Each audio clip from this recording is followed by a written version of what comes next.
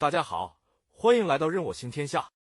今天我们来聊一下浪漫旅行的顶流，爱琴海的明珠，到希腊必打卡的美丽的圣托里尼岛。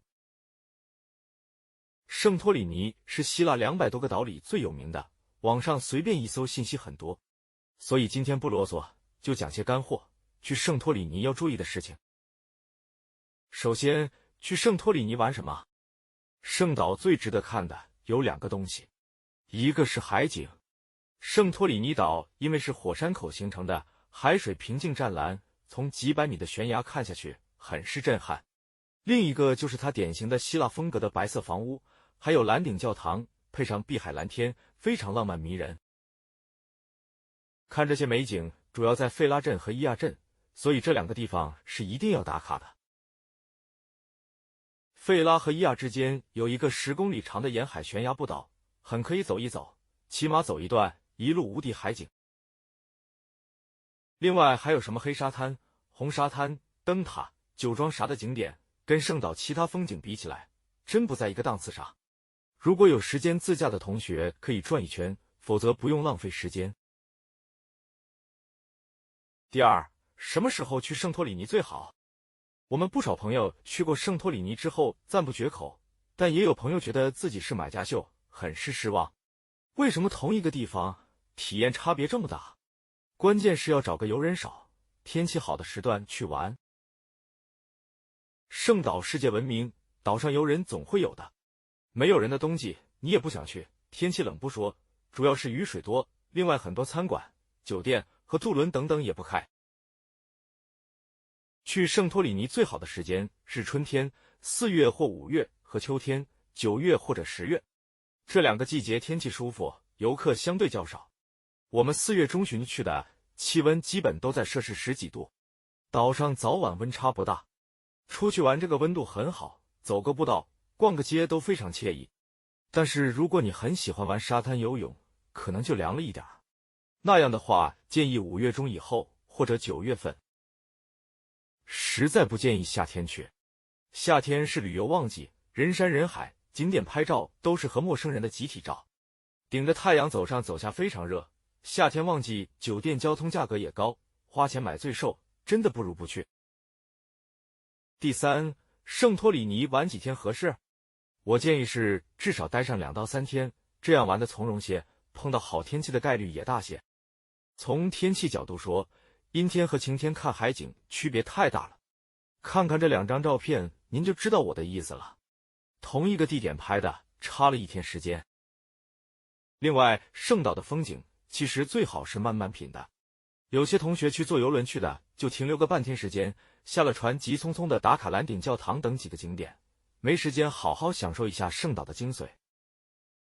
我们感觉圣岛最震撼的，其实是在宁静的清晨，推开阳台门，面朝着如镜面一般光滑宁静的大海，望着远处一艘游轮顶着朝阳缓缓驶来，那个画面定格，沉静而安详，最是难忘。所以如果能住至少2个晚上，费拉和伊亚起码各留1天时间，逛逛看看吃吃。时间充裕的话，再花个半天时间坐船出海，到旁边小岛和海湾转转，不一样的风景也很不错的。第四，怎么去圣岛？岛上交通怎么搞定？圣托里尼有机场，从雅典或者欧洲很多大城市都有直达航班，也可以坐渡轮从雅典上船，不过要至少5个小时，慢船可能要10个小时以上。轮渡就是在网上订就好了，比如上面这2个网站都可以。注意轮渡也不是那么准时，安排行程时要考虑可能延误。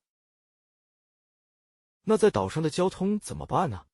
喜欢自驾的同学可以租车，就在 Booking、Kayak 等旅行网站订就可以，在机场拿车还车，这样比较自由，尤其是想去酒庄、黑沙滩、红沙滩之类的比较合适。如果你只是想玩伊亚和费拉小镇，然后走走步道，那么不用租车，从机场或码头到酒店，然后伊亚和费拉之间都可以让酒店帮忙订车。另外，伊亚、费拉和码头之间还有公交大巴，如果不赶时间，而且没有行李的时候，体验一下也不错。出租车在岛上不多，很难叫到，也不能指望 Uber， 因为在岛上可以用 Uber，但订单其实都是出租司机接的，又贵又慢。